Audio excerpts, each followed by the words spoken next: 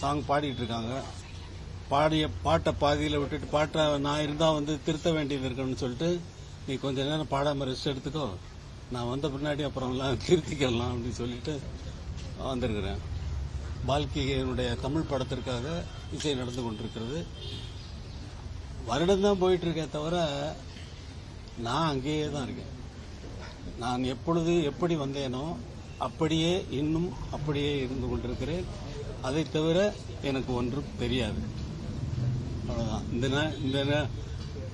இந்த நேரத்தில் வந்து நீங்கள்லாம் வந்து இதை நினைவு வைத்து வாழ்த்து தெரிவிப்பது எனக்கு மிகவும் மகிழ்ச்சியாக இருக்கிறது. அதனால் உங்களை சந்திக்க நான் ஒத்துக்கொண்டேன். பாபு கேட்ட நேரத்தில் செய்தியாளர்கள் உங்களை சந்திக்க வேண்டும் என்று விரும்புகிறார்கள் என்று சொன்ன நேரத்தில் அப்படியே ஆகட்டும் என்று சொல்லி ஒத்துக்கொண்டேன். வேறு ஒன்றும் சொல்வதற்கு ஒன்றும் இல்லை. என்னை பார்த்துட்டு தான் நீங்க காபி சாப்பிடுவீங்க என்று சொன்னாங்க.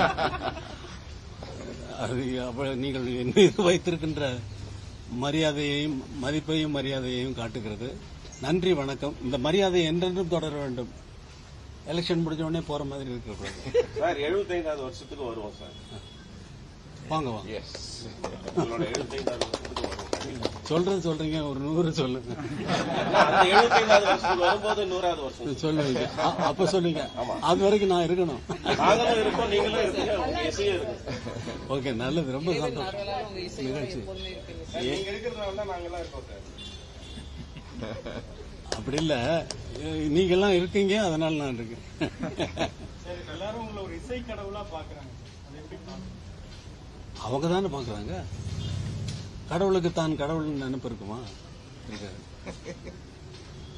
இசை கடவுளா பாக்குறாங்க, பார்த்துட்டு போகட்டும். அதுல எனக்கு ஒன்றும் குறைச்சல் இல்லை.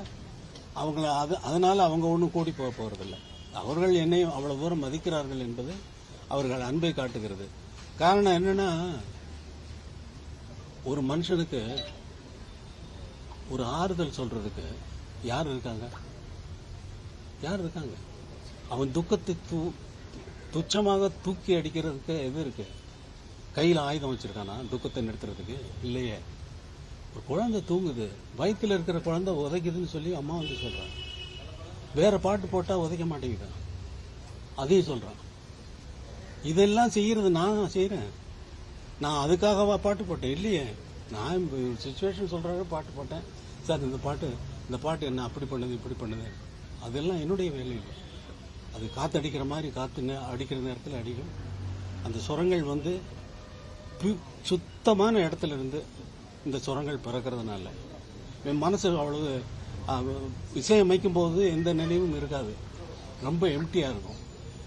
கோயிலுக்கு போறோம், சாமி முன்னாடி நிக்கிறோம், கையெடுத்து கும்பிடுறோம், கற்பூர ஆரத்தி போகுது, மனசு எங்கேயோ சாக்கடையில் போய் சுத்திட்டு வருது. அந்த கற்பூர ஆரத்தி பண்ணுகின்ற நேரத்தில் கூட அடக்க முடியாத மனதை ஜனனி ஜனனி ஜெகனி எங்க போச்சு மனசு? ஒண்ணுமே இருக்காது, ஒன்னும் இருக்காது. அப்படி ஜனனி என்ன உருவம் வந்துருச்சா? மூகாம்பிகை வந்துட்டாளா? இல்லையே. அந்த அமைதி தான் அதை கொண்டு வந்து ஒரு விஷயம் தருகிறது. நான் சொன்ன விஷயம் எனக்கு ஒரு எண்ணமா தோன்றிய அது. அந்த பாட்டு பிறக்கிறதுக்கு முன்னாடி அது எங்க இருந்தது? அதுவா வந்தது. வந்த உடனே அது வந்து உங்களுக்கு வந்து அது ஒரு விஷயமா தெரியுது. அது 5 நிமிஷம் நீங்க கோயில் போறதை விட அது வந்து மிகவும் புனிதமானது. அதனால் தான் மக்கள் என்னை என்னென்னவோ சொல்லி கொண்டாடுகிறார்கள். இந்த மக்கள் கொண்டாட்டம் என்றென்றும், நான் இல்லாமல் போனால் கூட அந்த கொண்டாட்டம் என்றென்றும் தொடர்ந்து கொண்டிருக்கும் என்பது எல்லோருக்கும் நன்றாக தெரியும். இது ஒரு கேள்வி நேரம் இல்ல, இது பதில் சொல்ற நேரமும் இல்ல. எங்களுக்காண்டி இந்த தலைமுறைக்காண்டி அன்னைக்கிளி ரெக்கார்டிங் உங்களோட நினைவுகளை 2 வார்த்தை மட்டும் சொல்லுங்க. அன்னக்கிளியா? ஜி.கே. வெங்கடேஷ்ட வந்து உதவியாளனா வந்து நான் சேர்ந்துட்டேன். 200-250 படம் வேலை செஞ்சாச்சு. அதை தவிர விஜயபாஸ்கர், தேவராஜன் மாஸ்டருக்கு ஒரு வருஷத்துல வந்து 53 படத்துக்கு நான் அவரோட ஆர்கெஸ்ட்ராவில் நான் வந்து வாத்தியங்கள் வாச்சிருக்கேன்.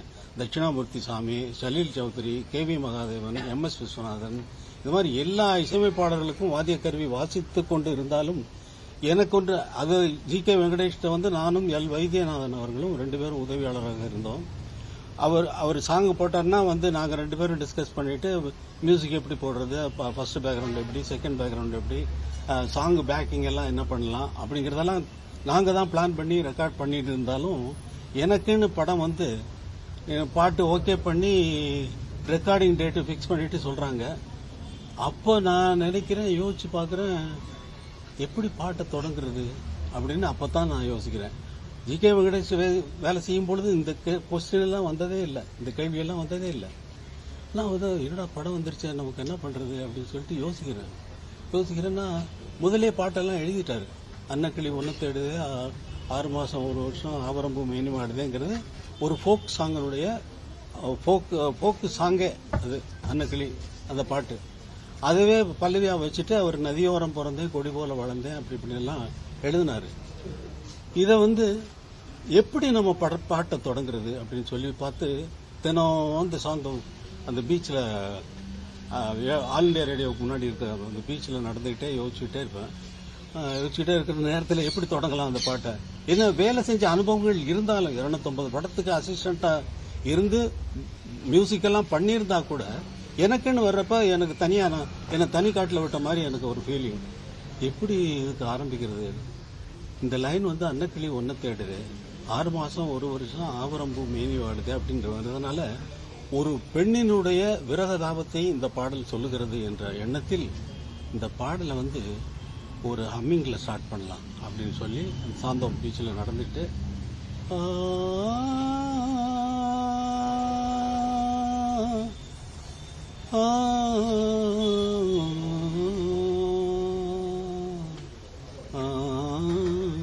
அப்படின்னு அந்த ஹம்மிங்கெல்லாம் கம்போஸ் பண்றேன். அப்புறம் எப்படி பாட்டு தொடங்குறதுன்னு சொல்லிட்டு ஆர்கஸ்ட்ரேஷன்ஸ் எழுதுறேன். இந்த ஹம்மிங்கை பாடி எத்தனை நாள் பாடி இந்த ஹம்மிங்கை கம்போஸ் பண்ணியிருப்பேன்றது உங்களுக்கு தெரியாது. அவ்வளோ நாள் டெய்லி பாடி பாடி பாடி பாடி பாடி வீட்டுக்கு வந்தோடனே நைட்டில் அந்த நோட்ஸ் ஹம்மிங்கை வந்து நோட்ஸாக எழுதிடுவேன். வந்து இப்போ சரி போட்டாச்சு. இப்போ செகண்ட் பேக்ரவுண்ட் என்ன பண்ணுவோம், டைரக்டர் நதியோரம் பிறந்தேன், இப்போ கொடி போல வளர்ந்தேன் அப்படின்னு பாட்டு எழுதியிருக்காரு. அதனால டைரக்டர் ஷார்ட் வந்து நதியோரம் தான் வைப்பாரு அப்படின்னு திங்க் பண்ணிட்டு அன்னக்கிளி ஒன்று தேடுதே தகதகடம் தகடம் தகடம் அந்த அலை போகுதான், தகதகதம் தகதம் தகதம் தகதம் தகதகதம் அடுத்த அலை தகதம் அப்படின்னு சொல்லி நதியோரம் போறேங்க. அப்புறம் அடுத்த சரணம் வர்றப்ப இப்படி ஒவ்வொரு பேக்ரவுண்டா ஃபிக்ஸ் பண்ணிட்டு போறேன் ஒவ்வொரு இடத்துக்கும். இப்போ அடுத்து வர்றப்ப கனவோடு சில நாள், நினைவோடு சில நாள் வந்து கனவை பற்றி சொல்றா, அவளுடைய இளமை பெண்ணு அந்த வந்து கனவை பற்றி சொல்றான்ட்டு ஒரு ஹம்மிங்கை வந்து பேக்ரவுண்டா கொடுத்தேன்.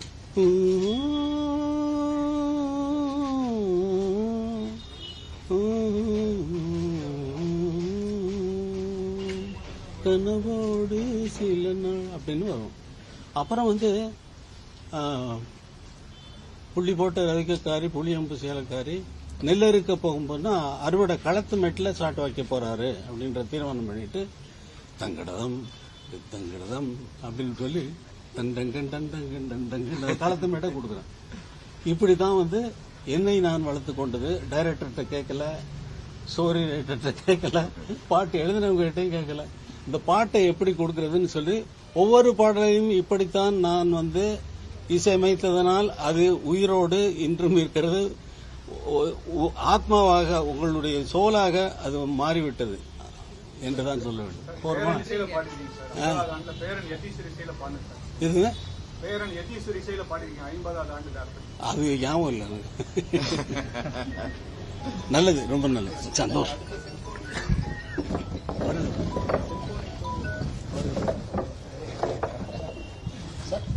சார் 4 பேர் செல்லு மட்டும் சார், என்ன பாக்கி சார் சார் சார் ஒரு செல்லு சார் சார் சார்